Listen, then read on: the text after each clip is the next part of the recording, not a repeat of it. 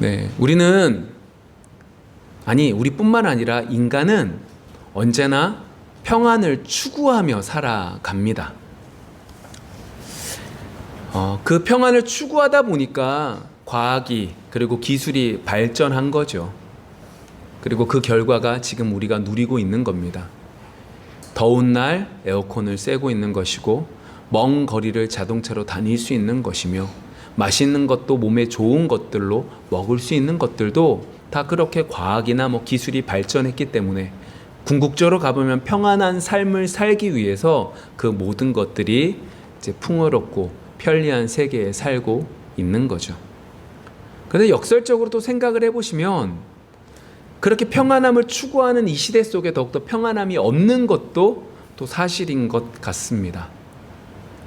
여전히 우리가 볼 때 많은 것들을 누리는 사람들도 더욱더 평안한가? 이 평안함이 유지되기 위해서 불안한 것들 가운데, 염려 가운데 많은 방법들을 찾으며 살아가고 있는 것들을 보게 됩니다. 첫 번째 주에 이야기도 했지만 견고한 성을 만들려고 합니다. 내가 생각하는 지식, 내가 생각하는 권력, 내가 생각하는 안보, 내가 생각하는 여러 가지들로 굵은 벽돌을, 굵은 성벽을 만들어 그 안에 살면 평안할 것이라고 생각하며 살아가죠. 한 번도 쉬지 않고 일하다 보니까 너무너무 지치는 겁니다. 그래서 어떻게 해요? 취미 생활을 합니다. 사람들은 취미 생활을 가져야 돼. 나의 공허함을 달래기 위해서는 정말로 여러 가지들을 해야 돼. 문화 생활을 해야 돼. 라고 하지만 생각을 해보시면 이번 한 주 동안 우리가 살펴본 건 그렇게 세상에서 원하는 평안을 갈구하며 살아가지만 결국 그 사람들에게 주어지는 것은 공허라는 것밖에 없다는 거죠. 아무것도 없고, 도리어 괴로움 속에 살아갈 수밖에 없음을 우리는 이번 달에 우리는 살펴본 거죠. 조금만 경기가 나빠지면, 조금만 사람들의 관계가 어그러지면, 환경이 무너지면 그 모든 것들이 산산조각 되어지는, 평안함이 언제 있었는지도 모르고 살아가게 되는 것이 우리의 인생인 듯 합니다. 왜 이렇게 우리가 평안함이 금방 사라지는 거예요? 우리가 이번 한 달 동안 배운 것들을 생각해 보시면 세상에서 말하는 평안함은 어디를 기초로 하냐? 그 환경이나 그 조건에 따라서 평안함이 주어지기 때문에 그렇습니다. 무엇인가를 얻었습니다. 얻었기 때문에 평안하죠. 그런데 무엇인가를 얻다 보니까 무엇인가를 잊어버리게 됩니다. 돈을 열심히 사다 보니까, 돈을 열심히 벌다 보니까 내 건강이, 내 가족이 떠나간 겁니다. 이것과 마찬가지입니다. 그러다 보니까 이것들이 계속해서 악순환이 돌아보고 도는 것 속에서 우리는 참 평안함을 얻지 못하는 겁니다. 근데 주님께서는 뭐라고 하셨냐? 이번 한 달 동안 주님께서는 우리에게 뭐라고 말씀하셨냐? 참 평안함을 주신다고 말씀하셨죠. 세상이 줄 수 없는 평안함을 주셨다라고 말씀하셨습니다. 오늘 말씀을 통해서는 우리가 정말로 그 평안함의 근원적인 부분, 예수님의 십자가의 보혈로 말미암아 그 평안함이 주어졌다라고 하는 부분들을 살펴보기를 원합니다. 왜요? 인간에게 있어서 가장 큰 문제는 환경이 부족해서가 아니라, 조건이 없어서가 아니라 죄의 문제라는 겁니다.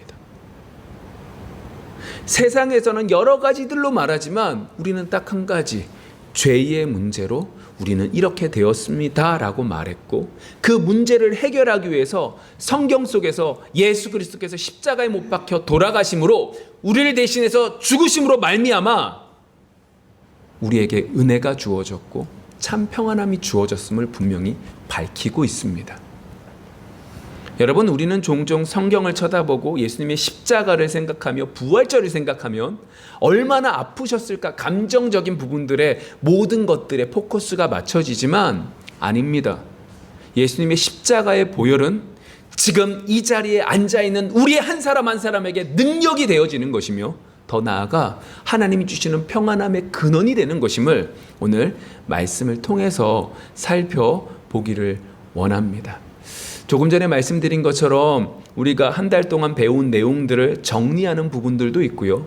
그리고 그 속에서 예수님의 보혈의 피의 은혜가 우리에게 어떻게 역사하시는지에 대해서 오늘 한번 살펴보고 그 말씀이 우리의 삶 중앙에 새겨지기를 소망합니다. 우리 매주마다 듣는 얘기입니다. 예수님의 십자가 매주마다 듣는 얘기입니다. 그런데 매주마다 들을 때마다 성령이 역사하시면 이 십자가의 보혈은 우리에게 매일매일마다 새로운 근원이 되며 새로운 기쁨의 시작점이 됨을 기억하고 다시 한번 더 마음에 새길 수 있는 귀한 시간 되어지기를 원합니다. 먼저 우리가 함께 살펴볼 말씀은 골로새서 1장 20절 말씀입니다. 그의 십자가의 피로 화평을 이루사 만물 곧 땅에 있는 것들이나 하늘에 있는 것들이 그로 말미암아 자기와 화목하게 되기를 기뻐하심이라. 조금 전에 말씀드렸지만 인간에게 있어서 평안함이 잊어버려진, 인간에게 평안함이 없어진 원인은 환경의 문제가 아니라는 겁니다. 부족하기 때문이 아니라는 겁니다. 우리에게 있어서 가장 큰 문제는 뭐라는 거예요? 아담이 범죄함으로 인하여 하나님과 단절이 되어지게 되고 그 단절로 말미암아 어떻게 해요? 우리 속에 여러 가지 증상이 나타났다라고 하는 것에서부터 시작되죠. 우리가 첫 번째 지지난주에 요한복음 14장 말씀을 통해서 살펴봤던 것이 뭐냐면 두려움과 염려였습니다. 예수님께서 요한복음 이제 마지막 부분에 얘기했지만 요한복음 14장 말씀을 통해서 우리는 두려움과 염려에 대한 이것이 왜 아담이 죄를 지은 이후부터 이 문제가 생겼구나라는 걸 배웠습니다. 그런데 오늘 우리가 함께 볼 부분은 뭐냐면 그뿐만 아니라 결핍이라는 것이 우리 속에 주어졌다는 거죠. 부족함이라는 것이 우리에게 주어졌다는 겁니다. 그리고 그 속에서 공허하다는 것을 느끼게 되었다는 겁니다. 죄가 우리에게 다가오매 두려움과 염려, 결핍과 공허함이 우리 속에 주어졌다는 거죠. 여러분 이게 왜 중요해요? 아니에요. 이게 정말로 중요한 건 우리에게 있어서 이 문제가 해결되어지면 어떻게 된다는 거예요? 하나님이 주시는 참 평안함이 우리에게 주어지기 때문에 이게 중요한 겁니다. 우리의 추함을 왜 알아야 되는 거예요? 그 추함을 주님 앞에 온전히 올려드릴 때 주님이 주시는 평안함이 우리에게 주어지는 것이고 그 죄가 용서함을 받기 때문에 그런 거죠. 그러한 것들 속에 우리 속에 결핍이라는 것과 공허함이 들어다 보니까 이제 어떻게 되는 거예요? 비었잖아요, 우리 속에. 그러니까 어떻게 해요? 우리 스스로 그것들을 채우려고 합니다. 이것들을 채우려다 보니까 내가 주인이 되어서 내가 그것들을 가지고 와야만 되는 겁니다. 내가 내 자신이 모든 것들 위에 올라가야만 되는 거였습니다. 결국 그것으로 열심을 다해서 모든 것들을 모으지만 근데 문제는 뭐예요? 원래 하나님이 우리를 만드실 때 여기 주인의 자리에 누구를 올려놓기를 원하는 거예요? 하나님이 들어가 계시기를 원한 겁니다. 예를 들면 배터리로 가는 자동차가 있다고 해봅시다. 배터리를 집어넣어야지 가는데 배터리 말고 다른 걸 집어넣어봤자 여전히 안 갑니다. 그것과 마찬가지입니다. 하나님이 우리를 만드실 때 우리 속에 무한하신 하나님이 우리 속에 계실 때만이 그 무한하신 영원하신 그 하나님으로 인하여 기쁨이 주어지고 평안함이 주어지는데 어떻게 해요? 죄를 지은 다음에 단절이 일어나다 보니까 내가 무엇인가를 해야만 돼서 하긴 하는데 여전히 내 속에는 어떻게 해요? 공허할 수밖에 없는 거죠. 아니 미니 자동차 미니카에 여러 가지 모양들은 덕지덕지 붙였습니다. 정말로 누가 봐도 가장 아름다운 모습의 자동차가 되었습니다. 그런데 그 속에 건전지가 없어서 가지 못합니다. 자동차인데 자동차의 역할을 못하는 거죠. 그게 우리라는 겁니다. 영적인 허무함 속에 우리는 그 속에 있는 거죠. 여러분 이게 단순한 얘기가 아닙니다. 이게 인간들 사회 속에 있는 얘기입니다. 예를 들어 볼까요? 왜 이 세상 사람들이 이러한 지식들을 몰라서 파라다이스를 못 만드는 겁니까? 아닙니다. 공산주의를 생각해 보십시오. 그들이요, 하나님 말씀을 알고 있는 사람입니다. 왜 그렇죠? 유럽 사람들이잖아요. 그들이 만들 때 유럽 사람들이잖아요. 기본적으로 성경적 가르침이 있는 사람들입니다. 그들이 생각할 때 초대 교회에 있는 그 모습을 그대로 이 나라가 열심을 다해서 만들면 될 거라고 생각한 겁니다. 근데 어떻게 돼요? 안 됩니다. 더 힘들게 살아갑니다.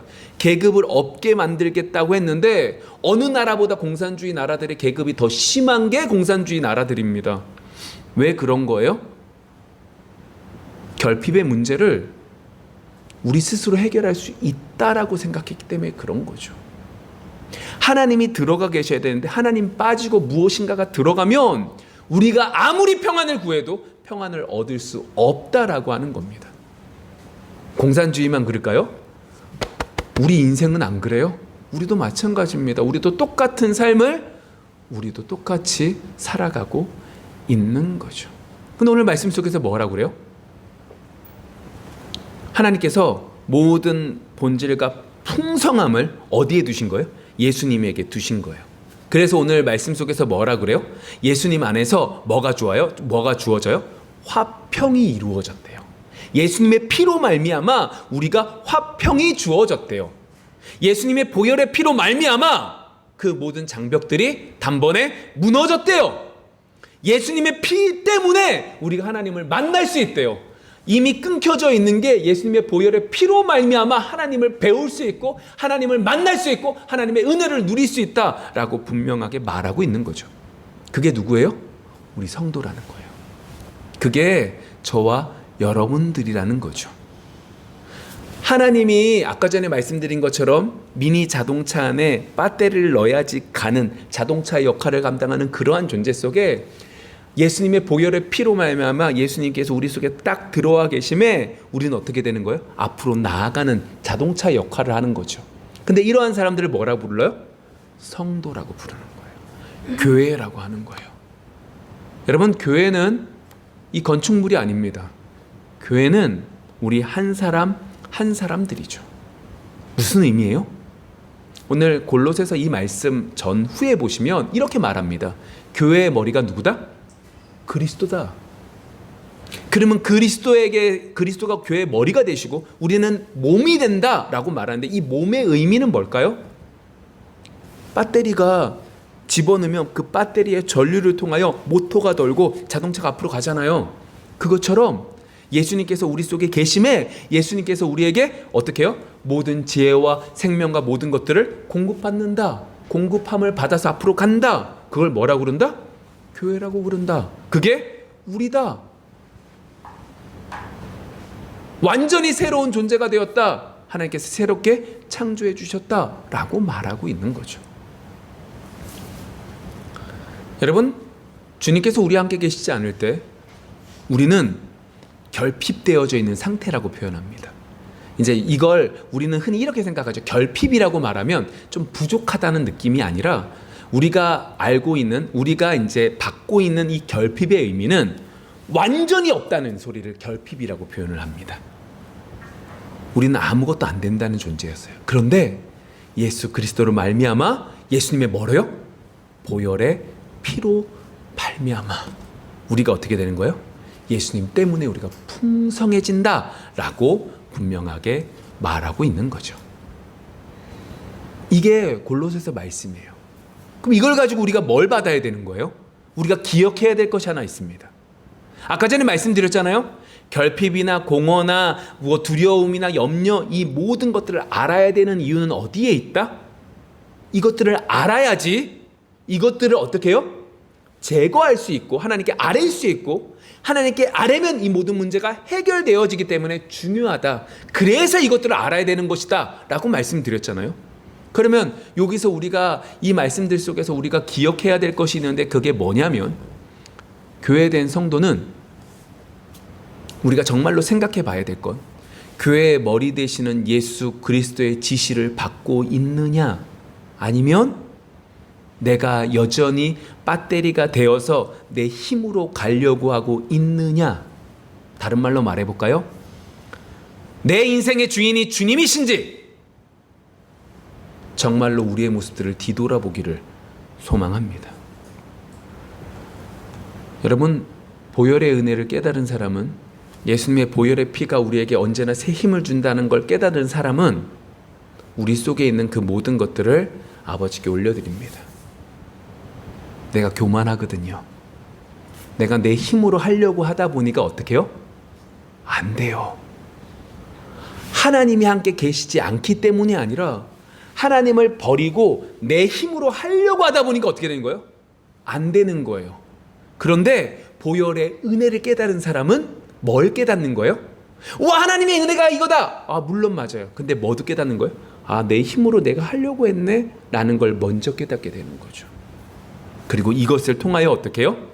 아, 제가 이런 존재입니다. 제가 이만큼 교만합니다. 내가 내 열심으로 살아가려고 합니다. 나의 주인은, 내 삶의 주인은 누구십니다? 하나님이십니다. 주님이십니다. 라고 고백하며 나아가는 자가 되는 거죠. 그런 면에서 요즘에 이제 우리가 베드로 전서 말씀들을 하루에 한 장씩 읽고 계시잖아요. 베드로 전서에서 그 당시 그 초대교회 사람들이 얼마나 힘든 삶을 살았어요. 그 시기, 그 베드로 전서를 쓸 때 그 사람들이 얼마나 힘들게 살았어요. 근데 그 사람들에게 베드로는 위로해 주지 않아요. 우리가 생각할 땐 힘든 일을 겪을 때 위로해 주는 게 훨씬 더 하나님의 사랑 같지만, 그럼 베드로전서는 왜 그렇게 안 하는 거예요? 베드로전서는 더 중요한 걸 알려주는 거예요. 뭐에 대한 얘기를 계속하고 있죠? 말씀이요. 썩어질 시 자신의 행동으로 나가는 것은 없어지지만 영원히 썩지 않을 시 하나님의 예수 그리스도의 복음, 그 말씀은 영원하다. 그러니까 초대교회 성도들아, 너희들이 지금 힘들고 어렵지만 뭘 바라봐라? 주의 말씀을 바라보고 말씀을 의지하며 나아가라. 그러면 그 안에서 하나님이 주시는 평안함이 있다. 그 안에서 하나님이 주시는 은혜가 있다. 고난이라고 하는 것이 단순하게 우리를 힘들게 하기 위한 것이 아니라, 고난이라고 하는 것이 우리를 더욱더 하나님을 바라보게 하는 것이다. 하나님이 우리를 만들어 가시는 과정 속에 있는 것이다. 라고 베드로전서에서 말하고 있는 거죠. 동일한 거예요.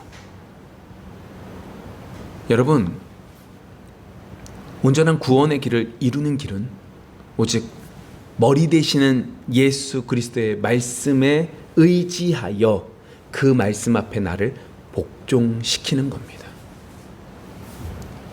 복종이 돼요? 안 돼요. 그러니까 어떻게 해요? 몸부림치는 거죠. 안 넘어진다는 게 아니라 하루에도 12번씩 넘어지지만 다시 한 번 더 돌리는 거예요. 왜요? 말씀에서 그러니까요. 다른 이유가 아니에요. 말씀에서 그러니까 그렇게 하려고 하는 거예요. 여러분, 우리의 삶 속에 그런 은혜가 넘치기를 소망합니다. 참된 평안은요, 우리가 얼마나 도덕적으로 순종하고 얼마나 우리가 잘했느냐의 상황들 속에서 주어지는 게 아니에요. 참된 평안은요, 영원한 구원의 실체를 깨닫고 예수 그리스도를 붙잡고 예수 그리스도만이 참된 화평인 것을 깨달을 때 많이 주어지는 거예요. 우리 교회가 이런 일들을 많이 하면 하나님이 기뻐 받아주시고 이것을 통하여 우리 각자들에게 귀한 복들이 내려지겠지. 아니에요. 그 일들을 통하여 우리가 예수 그리스도를 발견하게 될 때 예수 그리스도로 말미암아 우리에게 은혜가 주어지는 거죠. 두 번째, 히브리서 10장 14절과 17절 말씀이 있어요. 이렇게 쓰여졌습니다. 그가 거룩하게 된 자들을 한 번의 제사로 영원히 온전하게 하셨느니라. 17절입니다. 또 그들의 죄와 그들의 불법을 내가 다시 기억하지 아니하리라 하셨으니. 오늘 이제 14절에서 뭐라고 그래요? 단번에 돌아가심으로 우리가 온전하게 되었다는 거예요. 왜 단번에 돌아가신 게 중요할까요? 한 번 돌아가심으로, 한 번 죽으심으로 말미암아 그 모든 것들이 온전히 됐기 때문에 그런 거예요. 그러니까 이게 단번에라는 게 그냥 쓴 게 아니라 예수님께서 돌아가심으로 우리의 모든 세상의 죄들이 용서함을 받았기 때문에, 믿는 자들이 용서함을 받았기 때문에 단번에가 중요한 거예요. 구약에서도 제사하잖아요. 근데 매번 해야 되잖아요. 왜요? 힘이 없으니까요. 능력이 없으니까요. 근데 예수님은 한 번에 돌아가심으로 모든 죄가 용서함을 받은 거예요. 그래서 여기 성경 구절은 없지만 15절과 16절에서는 뭐라고 말을 하냐면 그 법에 마음을 둔다라고 얘기해요. 그들의 생각을 기록해 둔다라고 얘기하고 17절 마지막 부분에 뭐라고 말하는 거예요? 다시금 그들의 죄와 불법을 기억한다, 기억하지 않는다? 기억하지 않겠다라고 하는 얘기를 하는 거죠. 여러분, 두 번째로 한번 생각해 봐야 될 게 뭐였냐면 이겁니다. 이 히브리서 말씀을 통해서 우리가 생각할 수 있는 게 뭐냐면 이거예요. 우리 속에 왜 평안함이 없을까라고 할 때 우리 속에 평안함이 없는 이유 중에 중요한 문제가 뭐냐면 죄책감이라고 하는 것과 정죄라고 하는 것이구나 라고 하는 거예요. 죄책감이 뭐예요? 그 죄에 대한 책임, 죄책감이에요. 어떡하지? 내가 이거고, 정죄는 뭐예요? 그렇기 때문에 내가 정말로 나쁜 놈이야, 난 안 되는 놈이야 라고 하는 거죠. 그런데 이것이 어디까지 가는 거예요? 내가 이렇게 잘못한 것들도 많고 그렇기 때문에 내가 이러한 것들을 받을 만한 존재도 못 되는데 어떻게 내가 복을 받겠어? 라고 하는 데까지 가기 때문에 평안함 앞에서 이 모든 문제들이 문제되는 거죠. 여러분, 이러한 모습들 속에 우리가 주어지는 게 뭘까요? 한번 생각을 해보세요. 우리 가운데 참 평안함을 누리려고 살려고 딱 하는데, 그래서 예수 그리스도의 보혈의 피로 말미암아 우리가 구원을 받았구나, 우리에게 참 평안함이 주어졌구나, 예수님께서 돌아가심으로 말미암아 영원한 생명이 우리 속에 주어졌구나, 아멘! 이라고 했는데 집에 돌아가서 여러 가지 생각들 가운데 그 생각이 나는 거예요. 내가 근데 지난주에 이렇게 범죄를 많이 했는데, 매주마다 주일마다 올 때마다 똑같은 기도의 제목들을 놓고 있는데 맨날 똑같이 넘어지는데 내가 정말로 안 되나 보다. 이렇게 안 되면, 이렇게 몇십 년 동안 했는데도 이 모양 이 꼴이면 난 안 되겠네 라는 생각들이 들어간다고 한번 해보십시오. 여러분, 그때 여러분들은 어떻게 하실까요? 이렇게 죄책감과 정죄가 주어질 때 우리는 이렇게 합니다. 조금 더 말씀을 읽으려고 합니다. 왜 말씀을 읽으려고 하죠? 말씀이 하나님의 말씀이기보다는 어떻게 해요? 이 정죄와 그리고 죄책감을 해결하기 위해서요. 여러분, 가끔가다 어떻게 과거에 실수한 것들이 막 생각날 때가 있지 않습니까? 그러면 어떻게 해요? 주여 하고 그냥 기도하잖아요. 왜 그런 거예요? 정말 하나님께 맡기는 기도입니까? 아니잖아요. 어떻게 되는 거예요?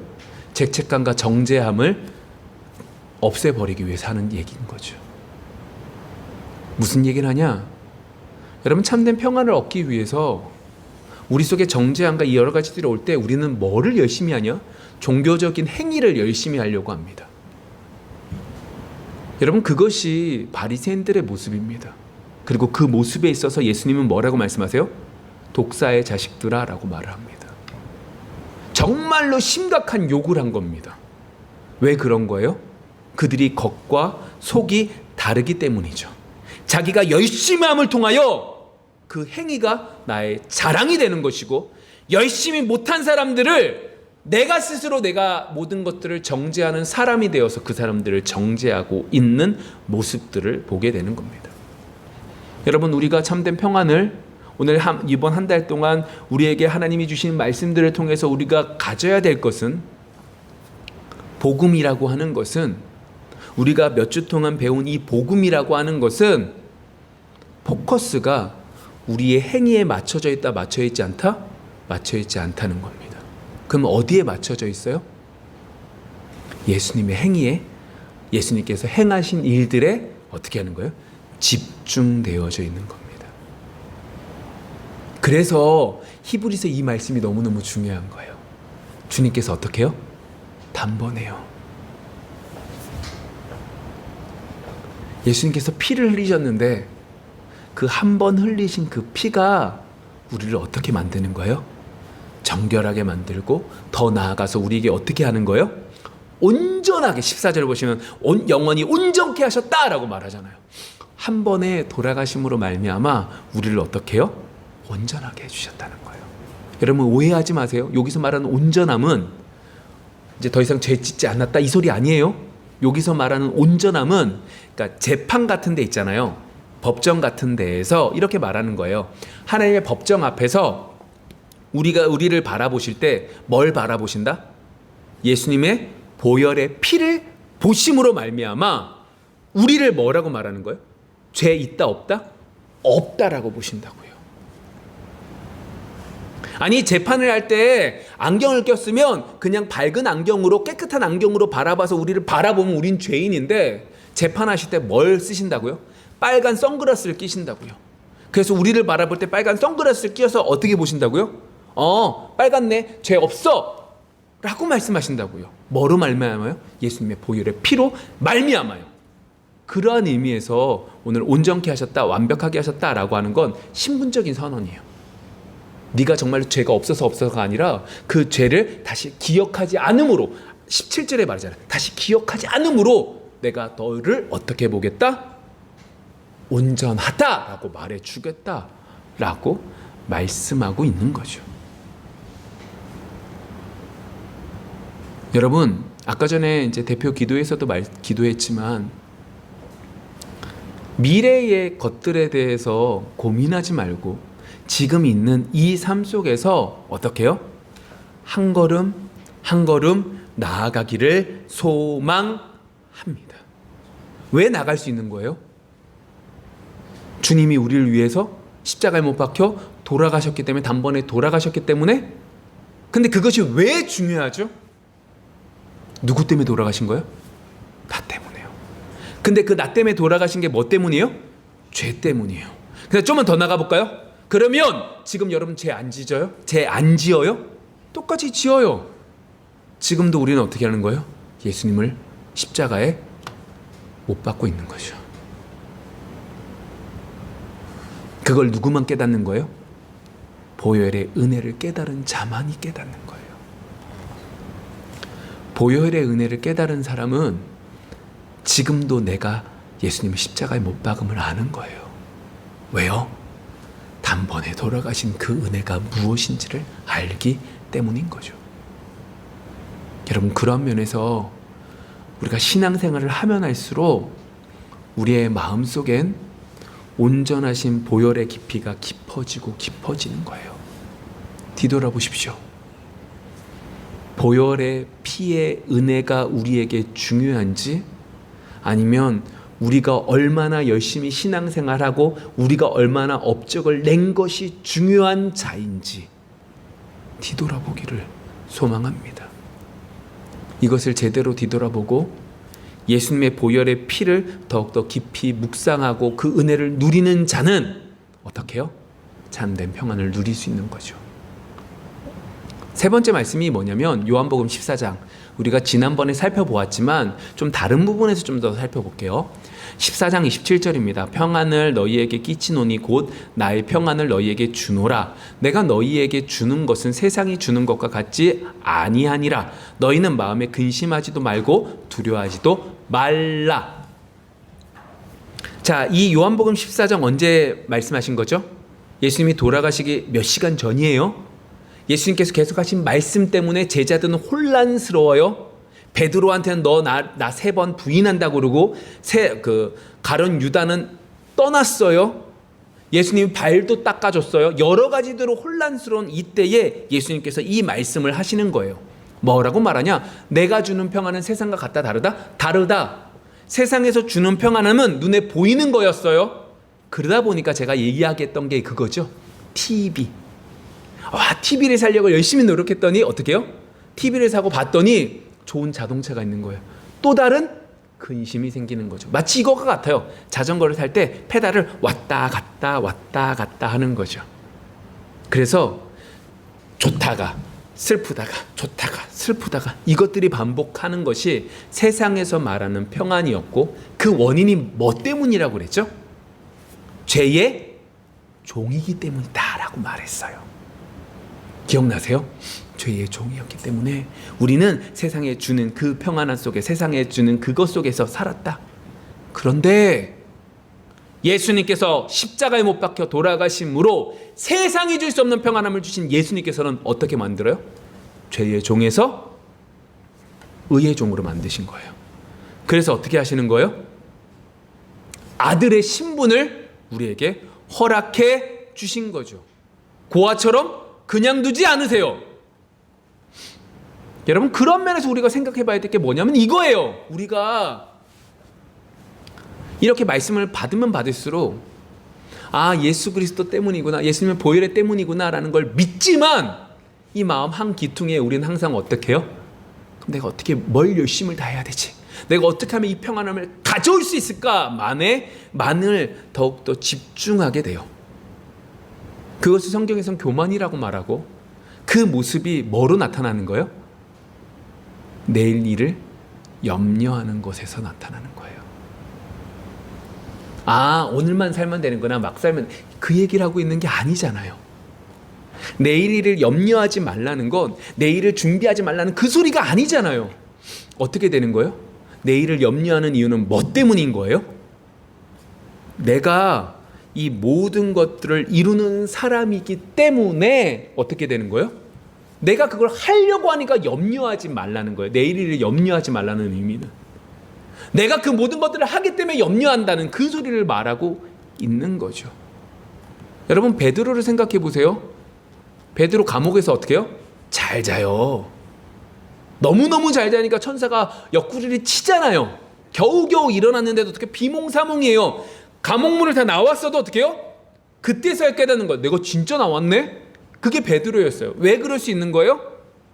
그가 오늘만 사는 사람이기 때문에 그래요? 욜로족이에요? 아니에요. 그는 하나님께 모든 걸 맡기는 거죠. 우리는 종종 미래를 알고 싶어 합니다. 그래서 기도를 하죠. 하나님, 제가 어떤 걸 선택하면 좋겠습니까? 라를 놓고 기도합니다. 그리고 그 응답을 받았고 응답을 받은 대로 간다라고도 표현하고, 응답을 못 받아서 힘들다라고도 표현합니다. 근데 기억하십시오. 이 모든 우주 만물을 주관하시고 섭리로 그리고 예정으로 인도하시는 그 하나님께서는 우리가 무엇을 선택하고 무엇을 선택했기 때문에 잘했고 잘못했고 라고 하는 것도 중요하지만, 더 중요한 건 이 모든 것들을 하나님께 맡김에, 오늘 하루 기도함으로 그 모든 것들을 맡김에 오늘 하루 열심히 살아가기를 소망하고 계시는 거죠. 왜요? 생명은 누구 손 안에 있기 때문에? 하나님의 손 안에 있기 때문에 그 하나님을 믿고 나아가는 자만이 평안함을 누릴 수 있는 거죠. 미래를 계획하지 말고 미래를 준비하지 말고 오늘 살라는 소리가 아니에요. 미래의 모든 것들을 하나님께 맡기냐 맡기지 않느냐를 말하는 거죠. 내가 여전히 주인 되어서 그것들을 못 맡기기 때문에 미래가 두려운 거지, 하나님 앞에서 하나님께서 그 모든 것들을 다스리는 주인인 것을 깨닫는 자는 참 평안함을 누릴 수 있을 줄 믿습니다. 말씀을 좀 정리해 볼까요? 오늘 우리는 예수님의 십자가의 보혈이 우리에게 가져오고 오는 세 가지에 대한 부분들을 나눴었죠. 첫 번째가 뭐라고 말했냐면, 우리를 죄에서 구속하셨어요. 그래서 우리에게 뭘 주어지게 된 거예요? 화평이 우리 속에 주어졌다라고 하는 거죠. 그렇기 때문에 우리는 어떻게 해야 돼요? 교회의 머리 되시는 예수님을 쫓아서, 예수님을 따라서 예수님의 다스림 안에서 나아가야 됩니다라고 말했던 거예요. 그런 자들에게 평안함이 주어져요. 두 번째 뭐에 대한 얘기를 했었어요? 단번에 돌아가셨대요.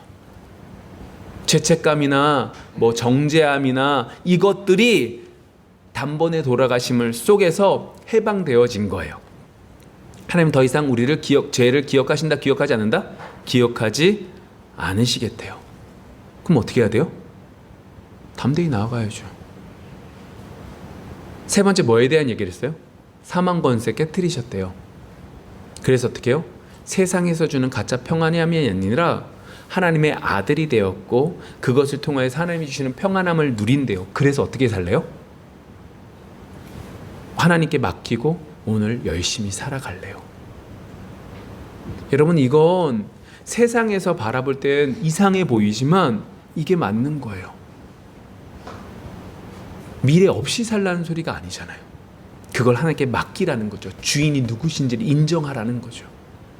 여러분, 이번 한 주 그렇게 살아가기를 소망합니다. 그런데 이 모든 것들이 우리가 잘해서 그런 거예요? 아니에요. 누구 때문이에요?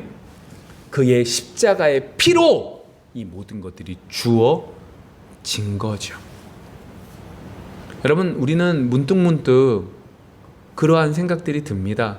죄책감도 들고 불안함도 들고 미래에 대한 모든 것들도 힘들고 그리고 영적인 무기력도 드러나고 갈급함도 있고 여러 가지들이 있습니다. 오늘 말씀을 받으셨다면 그 모든 해답은 어디에 있는 거예요? 예수 그리스도의 보혈의 피 아래에 있다는 거죠. 너무나 당연하기에 너무나 많이 듣기에 잊어버리고 사는데 이것보다 귀한 게 없어요. 마치 우리에게 있어서 공기가 너무나 귀중한데 너무나 공기가 풍성해서 공기의 중요함을 모르는 것처럼 우리는 예수님의 보혈의 피의 의미를 모르고 살아가는 거죠. 이번 한 주 예수님의 십자가의 보혈의 피를 더욱더 묵상하며 나아갈 수 있는 귀한 한 주가 되어지기를 소망합니다.